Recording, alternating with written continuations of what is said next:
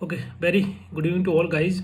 सो unit 9 का एक chapter रह गया, चैप्टर 7। बाकी चैप्टर हम लोग डिस्कस कर लिए हैं, मतलब कौन कौन से टॉपिक उसमें इंपॉर्टेंट है। तो chapter that is the 7 last chapter है, personal management and industrial relation. इसमें जो इम्पोर्टेंट टॉपिक हैं जो कि एग्जाम के लिए बहुत ही इंपॉर्टेंट है, महत्वपूर्ण है।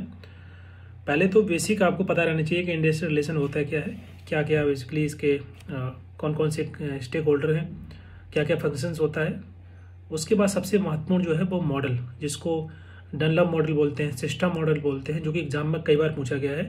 तो वो उसको आप अच्छे से पढ़ के जाना है। वेबर रूल जो बोलते हैं, R equal to function of A T M P I. ठीक है, टी मतलब टेक्नोलॉजिकल कॉन्टेक्स्ट, एम का मतलब मार्केट, पी का मतलब पावर, आई का मतलब आइडियोलॉजी। ये जो इक्वेशन है इसको हम डनलप सिस्टम अप्रोच बोलते हैं। बहुत इंपॉर्टेंट है एग्जाम के लिए, इसको पढ़ लेना। सिस्टम थ्योरी, ठीक है। आईएलओ का हिस्ट्री पढ़ना, आईएलओ इंपॉर्टेंट एग्जाम के लिए आ सकता है, कब बनाया गया, ये सब के क्या क्या प्रोविजन है, वो सब चीज़ें बेसिक अंडरस्टैंडिंग रहनी चाहिए।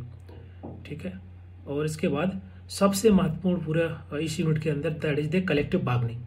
कलेक्टिव बार्गेनिंग किसके द्वारा दी गई है, कौन सा सिस्टम है, वो सब कुछ बेसिक चीज़ें जो है इसके बारे में पढ़ लेना। कितने टाइप का होता है, जैसे डिस्ट्रीब्यूटिव बार्गेनिंग है, नेक्स्ट इसका जो है इंटीग्रेटिव बार्गेनिंग है, दोनों टाइप पढ़ना। जॉब एनालिसिस क्या होता है, जॉब एनालिसिस से बहुत सारे क्वेश्चन आए हुए हैं एग्जाम में। ओके, नेक्स्ट इसमें है ऑर्गेनाइजेशनल बिहेवियर, इससे थोड़ा बहुत आता है, वो तो आप वैसे भी लगा देंगे क्या मतलब होता है ऑर्गेनाइजेशनल बिहेवियर का। ठीक है, तो ये कुछ इंपॉर्टेंट जो कि 4-5 चीज़ें मैंने बताई, ज़्यादा भी नहीं है इस चैप्टर में। इनको अच्छे से पढ़ लेना, बहुत इंपॉर्टेंट है एग्जाम के लिए। स्पेशली आपका कलेक्टिव बार्गेनिंग और डनलप मॉडल, सिस्टम मॉडल जिसको हम बोलते हैं, वो दोनों के दोनों, और इंडस्ट्रियल रिलेशन के कौन कौन से स्टेक होल्डर हैं, आईएलओ के बारे में पढ़ लेना। ये कुछ 3-4 चीज़ें अच्छी हैं, पढ़ के जाना, एग्जाम में आ सकता है यहाँ से। ओके, बाकी इसमें आपको यूनिट 9 के जो मॉक टेस्ट हैं या जो भी आप सॉल्व कर रहे हैं उनको सॉल्व करिए।